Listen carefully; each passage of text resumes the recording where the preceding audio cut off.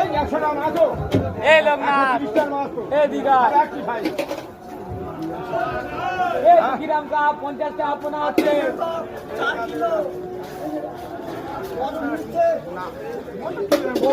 কি হচ্ছে এই বড় চালানো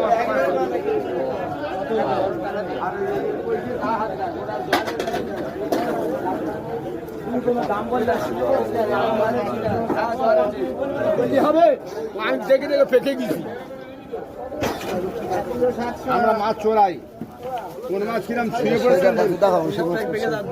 না ও পেকে গেছে কি আমরা দেখলি বোঝার গেল এই আর কিছু পেকেছি পেকেছি